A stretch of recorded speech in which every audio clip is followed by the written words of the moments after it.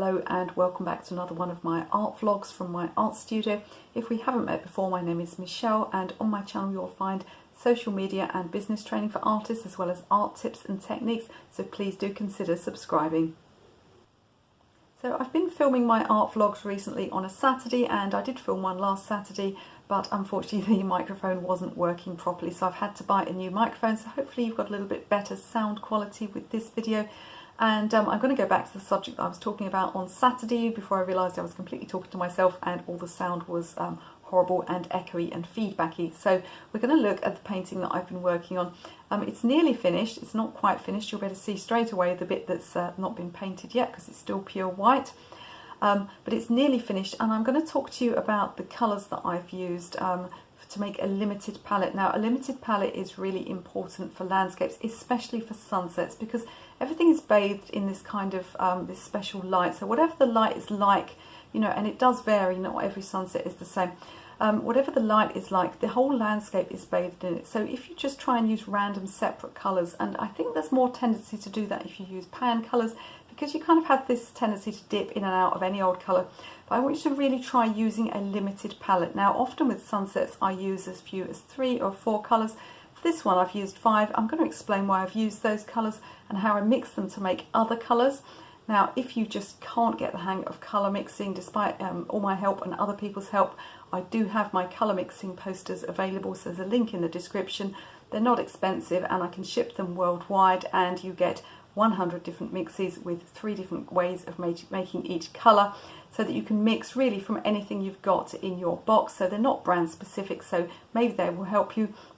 Other than that, keep watching because I'm going to be going through the descriptions of how to use the colours that I've used today.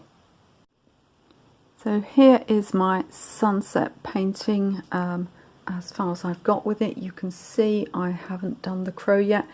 He's pretty much the last thing to be done. I will make a judgment after I've done him whether anything else needs sort of adjusting slightly, but at the moment I think it's finished. So you can see I've used the coin method for getting the sun here. If you want to know how to do that, there is a separate video on that. I'll link to that for you. And also we've got salt that I've used here. Again, I have a video for this technique. It was a bit brighter than this, but it needed toning down because it didn't look very realistic. And then we've got the far bank of the river where I've used a bit of watercolour pencil. Again, there's a video on this technique for you. Now, in the water itself, I've used gum arabic to get water reflections. That's a whole other subject, so I will do you a video on using gum arabic for water reflections. Basically, it's a retardant, so it slows down drying time, so it's a very useful thing if you've got complex shadows to put in. And then we've got our bird here. So where I am with it now is time to do the bird, but before we do that I'm going to go through the colours that I've used. So you can see I've written them here, and I'm going to point my camera down at my drawing board now and just talk a little bit about those colours and all the options for mixing from them.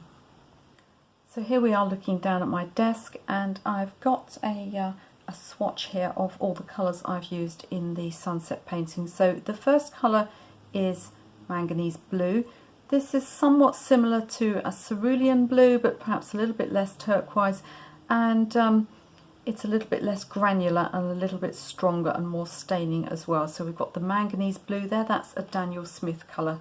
Now I've got a cadmium yellow light. I wanted a fairly warm yellow, but I didn't want to go into the oranges because that would have cut off a lot of my options for mixing greens. I didn't want to go as light as a lemon yellow because that's rather too cold for a sunset. So this cadmium yellow light, nice sunny colour that I can take in any direction. Next is cobalt violet. I didn't actually need to use violet. I could have mixed it from this pink and the blue, but it's a really lovely colour, and I find it very vibrant. So this is an SAA colour. The SAA make colours in the UK, however you can buy them on Amazon, so they're available to anybody, and I'll put a link in the description of the video for those. Now I've got this one here. This is quinacridone pink. Quinacridone denotes the fact that it's a synthetic colour. That doesn't mean that it's worse than a natural colour. A lot of the natural colours that faded were reinvented as quinacridones are as synthetic colours so that they don't fade over time. So this is quinacridone pink, could actually be called quinacridone rose, I can't recall. It's a very blue-based pink, sort of a Barbie pink. It's not as bright as an opera rose or an opera pink, but it's a little bit lighter and clearer than something like a crimson or a madder would be. So that's a nice blue-based pink that I've got there. That will get me those nice sunset pinks. And then I've got this colour, which is Payne's Grey. Payne's Grey is a mixed colour, so it's a little bit different between each brand. It's whatever, you know, the brand manufacturer thinks it should be, really. And it's what they call a staining colour, which means you get incredibly strong darks from it. Now, the reason I've got this, I always add a staining colour to my sunset palette, because with these three primaries and even this violet, I'm just not going to get those incredibly strong darks, so I need one staining colour. Now, I could have used something like burnt umber, I could have used a brown, but that would have cut off my options a lot more. Now, Payne's Grey has got a lot of blue pigment in, so I can use it to mix sort of dull greens, and I can use it to mix kind of stormy purples.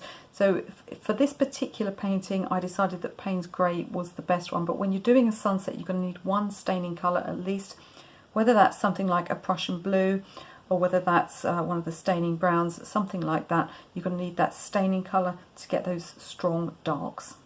Let's have a look and see what we can mix from those 5 colours. So I'm going to mix directly onto the paper, just it's the easiest and quickest way of doing it while I'm demonstrating.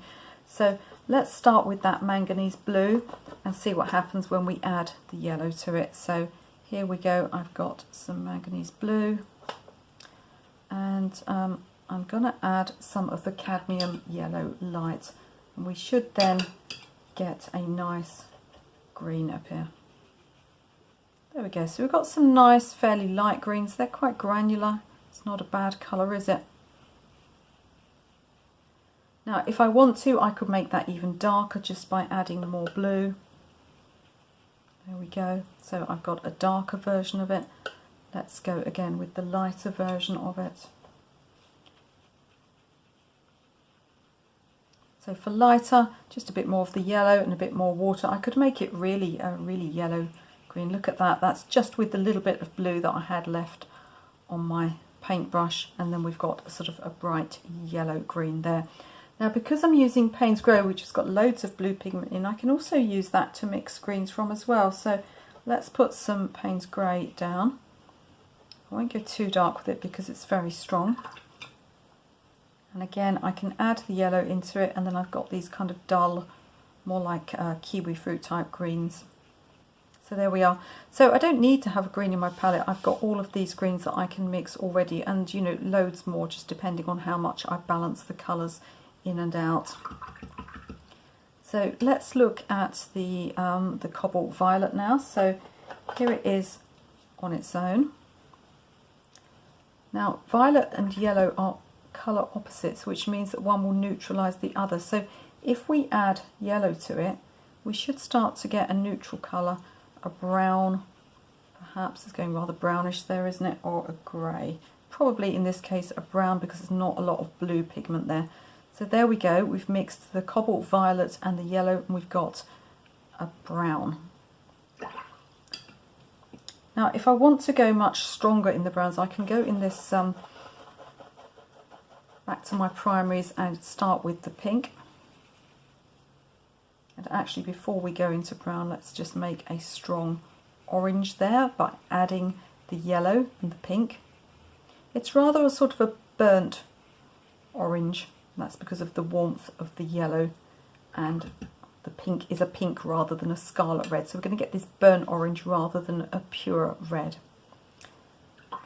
Let's see now if we can mix it and get more of a brown colour. So again, pink and yellow, and this time I'm going to add blue, because what we're doing this time is we're mixing the 3 primaries together. When you mix 3 primaries together, you will always get a neutral. I'm going to scrape in my palette there. Okay, because I can start getting those sort of brownish colours appearing there. Now the more blue you add to this mix of the 3 primaries, the more likely you are to head into grey. So still using the 3 primaries, I've just got little bits of pink and yellow left on my brush there. But by adding a majority of blue pigment, I can start getting some natural looking greys. And you notice that this grey is much softer than if I were to use Payne's grey straight from the palette. So I've got options for my greys there. Now, as I said, we can mix colours from Payne's grey. So if I have a little bit of pink along with my Payne's grey, I can get this real sort of sunsetty purple. Isn't that lovely?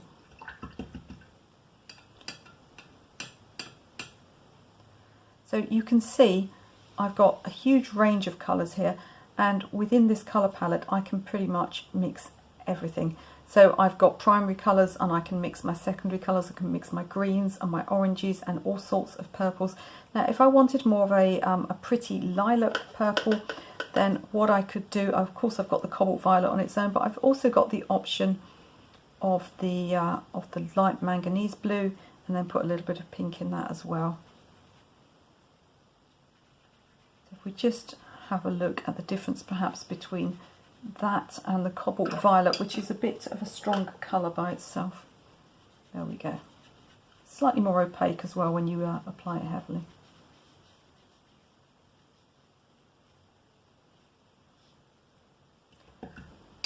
So you can see that from these original colours I can get lots of other colours with various colour mixing properties.